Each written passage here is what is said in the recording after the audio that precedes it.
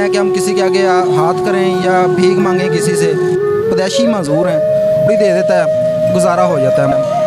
और उन्होंने कहा कि ये हमारे बेटे ही नहीं हैं। 2 बच्चे पहले मजदूर हैं, तीसरा भी मजदूर पैदा हुआ है, तो उन्होंने हमारी वालदा को डिवोर्स दे दिया।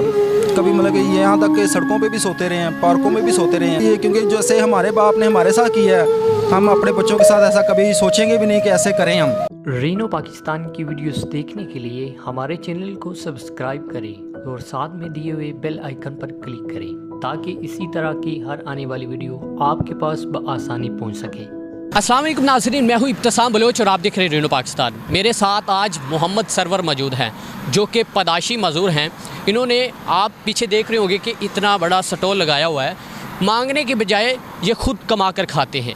इनकी क्या कहानी है, इन्होंने स्टॉल कैसे लगाया, मजदूर भी है पैदाइशी, और इन्होंने कुछ अल्फाज भी लिख के लगाए हुए हैं, मजदूर हूँ कोई चीज़ छीन कर ना भागे। क्या कहानी है इनकी, इन्हीं की ज़ुबानी जानते हैं। अस्सलाम वालेकुम।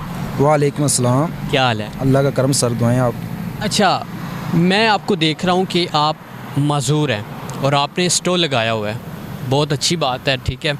एक मजदूर आदमी दूसरों की बनिस्बत जो लोग मांग रहे होते हैं उनकी बनिस्बत आप अच्छा काम कर रहे हैं। अच्छा, कैसे ज़हन में आया?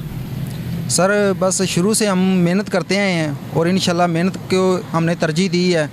और हमें ये नहीं है कि हम किसी के आगे हाथ करें या भीख मांगें किसी से, ये हमें बिल्कुल अच्छा नहीं लगता। और इंशाल्लाह मेहनत करते हैं और मेहनत करते रहेंगे इंशाल्लाह। अच्छा, कब से मजदूर हैं? सर हम 3 भाई हैं, तीनों ही बचपन से पैदाइशी मजदूर हैं। और ये काम तो है तकरीबन मुझे 5 साल हो गए हैं ये काम स्टार्ट किया हुआ है। और अल्हम्दुलिल्लाह अल्लाह पाक इतनी को रोज़ी दे देता है, चलो ज़्यादा नहीं तो थोड़ी दे देता है, गुजारा हो जाता है हमारा। अच्छा, बचपन से तीनों भाई मजदूर हैं? जी, तीनों भाई बचपन से मजदूर हैं भाई। आप बड़े या छोटे? नहीं, एक मुझसे छोटा भाई है, एक मुझसे बड़ा है, मैं दरमियान में हूँ। अच्छा, आपके वालिद क्या करते हैं? वो सर रेंजर के मुलाजम थे, तो उन्होंने तो हमें बचपन से ही हमारे सर के ऊपर शफ़क़त का हाथ भी नहीं रखा। और यहाँ तक कि उन्होंने जब देखा कि इनको कोई चीज़ देनी पड़ेगी या कोई चीज़ ऐसी मतलब जायदाद को कोई हिस्सा वगैरह देना पड़ेगा, लेकिन उन्होंने उसके बावजूद मतलब कि ना 1 साल हो गया है, उन्होंने हमें मतलब अखबार से निकाल दिया और उन्होंने कहा कि ये हमारे बेटे ही नहीं हैं। अच्छा, घर से निकाल दिया, कहा कि मेरे आप बेटे नहीं हैं? जी। अच्छा, आपकी वालदा वो कहाँ पे? सर वो वालदा को डिवोर्स दे दिया था जब ये तीसरा भाई हमारा जो मतलब कि पैदा हुआ है। उन्होंने देखा वालिद साहब ने कि जब ये तीसरा पैदा भी हुआ है, ये भी मजदूर है और उसके बावजूद मतलब कि 2 बच्चे पहले मजदूर हैं, तीसरा भी मजदूर पैदा हुआ है, तो उन्होंने हमारी वालदा को डिवोर्स दे दिया। और वालदा ज़ाहिर थोड़ी मतलब कि मुश्किल तो होती है इंसान के लिए। उन्होंने मतलब कि आगे नानी नाना थे, वो बूढ़े थे, उन्होंने उनकी आगे शादी कर दी, लेकिन जो जिससे शादी की है वो भी हमें मतलब कि संभाल नहीं सकते थे। मेहनत मजदूरी करने वाला बंदा था, तो वो बस अपना ही सर्कट बहुत मुश्किल से चलाता है और हमें उन्होंने क्या संभालना है। लेकिन हम तो काफ़ी ठोकरें खाते रहे हैं, कभी तायाबू के घर में रहते रहे हैं, कभी मतलब कि यहाँ तक कि सड़कों पे भी सोते रहे हैं, पार्कों में भी सोते रहे हैं। अक्सर ऐसे होता था कि पार्क में सोए होते थे, रात को आके वो जो गार्ड वगैरह होते हैं उनके वो उठा देते थे कि यार आप इधर ना सो, इधर कोई हादसा हो गया आपके साथ तो कौन ज़िम्मेदार है। तो बहुत मुश्किलें हैं। अल्लाह पाक का शुक्र है, अब तो अल्लाह पाक ने बीवी अच्छी दे दी, वो उनका सहारा मिल गया हमें, वही हमें उठाती हैं और वही सारा कुछ हमारा करती हैं। नहलाती भी वही है, वाशरूम भी वो लेके जाती हैं, और घर से जब हम निकलते हैं काम के लिए और वो हमें उठा के बाइक पे बिठाती हैं, और कोई चीज़ वगैरह भी उतरी हो तो वो लगा के देती हैं। कितने बच्चे आपके? मेरे सर 3 बच्चे हैं, 2 बेटियाँ हैं और 1 बेटा। 2 बच्चे मेरे पढ़ रहे हैं और कोशिश तो करेंगे हम बच्चों के लिए, क्योंकि जैसे हमारे बाप ने हमारे साथ किया है, हम अपने बच्चों के साथ ऐसा कभी सोचेंगे भी नहीं कि ऐसे करें हम। तो इंशाल्लाह उनको तलीम दिलाएँगे और कोई ना कोई अच्छा उनके लिए सोचेंगे। आजकल आपके बाबा जो हो कहाँ पे, अगर आपको पता हो?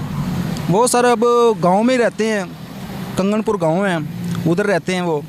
तो हमारे बस उन्होंने तो कभी हमें पूछा भी नहीं है कि भाई आप ज़िंदा हो, मर गए हो, क्या कर रहे हो, क्या नहीं कर रहे हो, आपकी क्या मुश्किलें हैं, हमारे लायक कोई है। लेकिन हमने उनको क्या कहना है, वो अपने खुश रहें, हम तो उनके लिए फिर भी दुआ करते हैं कि वो जहाँ भी रहें वो खुश रहें।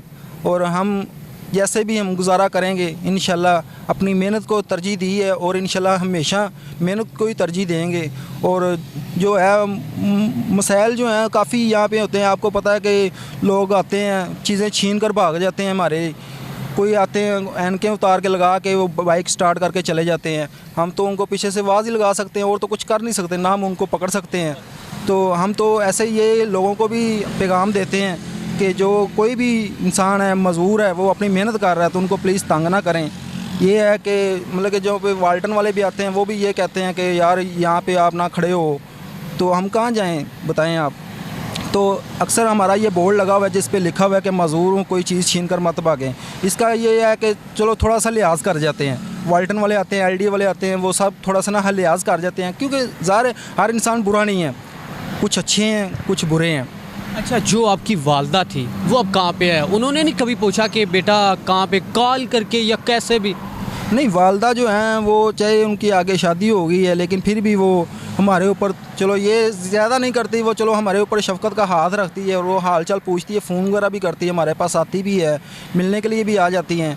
लेकिन हम चाहे उनको कुछ भी नहीं दे सकते, लेकिन ये है या वो हमें कुछ नहीं दे सकते, फिर भी ये तो बहुत हौसला होता है ना इंसान को, यार मेरी वालदा आती है, हमारे पास आती है, हमारे पास रहती भी है, 1-2 दिन रह के भी चली जाती कभी कभी। तो ये है कि वो हाल चाल तो पूछती है ना। वालिद साहब ने तो कभी मतलब कि पूछा भी नहीं है कि आप ज़िंदा हो, मर गए हो, क्या कर रहे हो, क्या नहीं कर रहे, कैसे आपके हालात हैं और आप बच्चों को कैसे पाल रहे हो, कोई हमारे लायक हो तो हमें बताना, ऐसे कभी भी नहीं उन्होंने कहा। मसलन कि आपकी शादी जब हुई तो आप गरीब थे, ठीक है, कोई संभालने वाला नहीं था, बीवी कैसी मिली? बीवी अच्छा पूछती है? जी, बीवी माशाल्लाह अल्हम्दुलिल्लाह जनाब के अल्लाह पाक ने अच्छी बीवी दी है और उन्होंने बस एक वादा किया हुआ है हमारे साथ कि इंशाल्लाह आप जैसी भी हालत में हो मैं आपका उम्र भर साथ निभाऊंगी।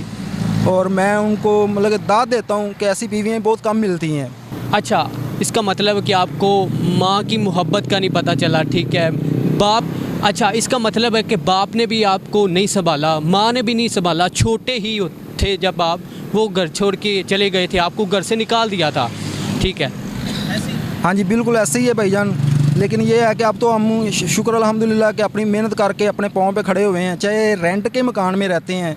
ज़ाहिर है आजकल आपको पता है मुश्किल तो होती हैं, रेंट के मकान में रहना बहुत मुश्किल होती है कि उनका रेंट देना, बत्ती का बिल देना, 7-8 हज़ार रुपये से कम मकान नहीं मिलता, वो भी एक कमरे वाला मिलता है। उनका रेंट अदा करना, बत्ती का बिल अदा करना, ऊपर से महंगाई बहुत ज़्यादा आपको पता ही है, तो बहुत मुश्किल से होता है। ये यहाँ पे हम 3000 2000 सेल कर लेते हैं, उसमें से क्या बाजेगा, 700 बाजेगा, 800 रुपया बाजेगा, तो आजकल बहुत मुश्किल गुजारा होता है। लेकिन अल्हम्दुलिल्लाह कि हम किसी से भीख नहीं मांगेंगे और इंशाल्लाह अपनी मेहनत को ही तरजीह देंगे। अच्छा, जो लोग देख रहे हैं उनको क्या कहना चाहेंगे आप? सर हम तो किसी को कुछ नहीं कहते, गवर्नमेंट के पास भी हमारा रिकॉर्ड है, उनको पता है इनका डिसेबल ID कार्ड बना हुआ है, ठीक है, गवर्नमेंट के पास भी रिकॉर्ड है। और जो लोग अक्सर लोग यहाँ पे आते भी हैं वो कुछ अच्छे लोग भी हैं जो हमारी हेल्प करना चाहते हैं, चाहे वो कोई चीज़ ले के हेल्प कर लें, चाहे वो जैसे भी कर लेंगे, ये कह दें कि यार ये चाय पानी खा लेना या ये रोटी वगैरह खा लेना भाई, या ये बच्चों के लिए कोई चीज़ ले जाना, ठीक है। तो यही है कि जो भी कोई हैसियत फ़ीक है जिसके भी ऊपर मतलब कोई भी लोग ऐसे देख रहे हैं हमें, तो हमें बस इतना कर दें कि चलो जो हम रोज़ाना मकान चेंज करते हैं, मतलब कि 6 माह साल बहुत मुश्किल से गुजरता है, तो वो लोग कोई ना कोई ऐसे बहाना लगा देते हैं, ये किराया इसका हमने बढ़ाना है, ये करना है, वो करना है, या ये हमने मकान बेच दिया है तो आप ये हमारा मकान खाली कर दें। तो हमें चाहे 2 मरले के घर दिया जाए, अल्लाह की हम तो अल्लाह से ही मांगते हैं और इंशाल्लाह अल्लाह कोई ना कोई ऐसा फ़रिश्ता ज़रूर भेजेगा जो हमें कहेगा कि यार आओ बेटा मैं आपको 1-2 मरले का मकान लेके देता हूँ और अपने बच्चों को सुकून से उसमें रखो आप। नाज़रीन, आपने इस भाई की दुखी कहानी सुन ली कि जब ये छोटे थे तो बाप ने घर से निकाल दिया कि आप मज़दूर हैं, और जो माँ थी उसको दी थी, तिलाक दे दी थी कि आप भी चले जाएं, ठीक है। और ये तब से कभी कहाँ पे, कभी सड़क पे, कभी पार्कों में सो रहे थे। लेकिन अब इनकी शादी होगी, इनकी बीवी और बच्चे, बीवी ने ये थाम लिया है कि मैं आपको अच्छा संभालूंगी, जब तक हूँ तब तक आपके साथ हूँ। अच्छा, लास्ट पे आप लोगों को पैगाम कुछ दें। सर मैं तो यही पैगाम देता हूँ सब लोगों को कि कोई भी इंसान है ना, कोई भी, उनको अच्छे से रहना चाहिए। और जो कोई मज़दूर है उनकी अगर शादी वगैरह हो जाती है, उनकी बीवियों को चाहिए कि उनका साथ देना। और क्योंकि हमारी भी यही कोशिश होती है कि हम अपनी बीवी को घर से बाहर ना निकलने दें, ना कोई काम करने दें, और हमारी कोशिश यही होती है कि सब्ज़ी भी हम खुद लेके जाएं घर में। और ऐसे लोग जो होते हैं उनको मैं यही कहूँगा कि यार कोई भी मज़दूर शख्स है अगर वो अपनी मेहनत कर रहा है ना तो उसको प्लीज़ तंग ना करें, और उनकी हो सके तो आप कोई मदद करें, उनकी हेल्प करें, क्योंकि अगर आप लोग हेल्प करेंगे तो वो उनका जो दिल है ना और बड़ा हो जाएगा।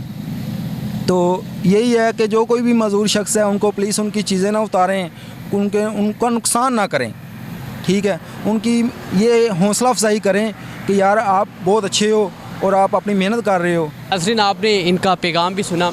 इनका नंबर स्क्रीन पे शो हो रहा होगा, इनका नंबर स्क्रीन पे शो हो रहा होगा। जो भी इमदाद करे वो इस नंबर पे रब्ता करके इनसे इमदाद कर सकता है।